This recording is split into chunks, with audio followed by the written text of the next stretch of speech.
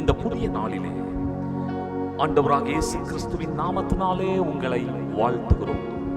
மத்தேயு 5ஆம் அதிகாரம் 9ஆம் வசனத்தில் இயேசு சொல்கிறார், சமாதானம் பண்ணுகிறவர்கள் பாக்கியவான்கள், அவர்கள் தேவனுடைய புத்திரர் எனப்படுவார்கள்.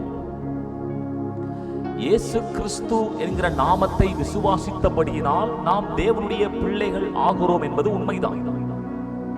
அந்த விசுவாசத்தின் அடிப்படையில் தான் இப்பொழுது நாம் தேவனுடைய பிள்ளைகளாக நிற்கிறோம்.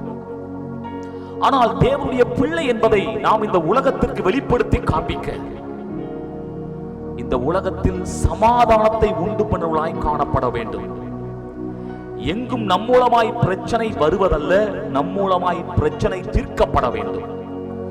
எங்கும் நம் மூலமாய் சமாதானம் கலைந்து போவதல்ல, நம் மூலமாய் அங்கே சமாதானம் உண்டாக வேண்டும்.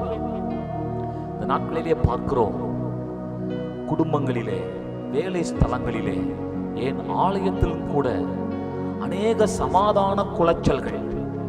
இந்த சமாதான குலைச்சல்களை, சமாதானம் இல்லாத இந்த சூழ்நிலையை மாற்றுகிறவர்கள் தான் தேவனுடைய புத்திரர்கள். நம் மூலமாய் ஒருபோதும் நாம் இருக்கிற இடத்திலே சமாதான குலைச்சல் குறைவு வந்துவிடக் கூடாது.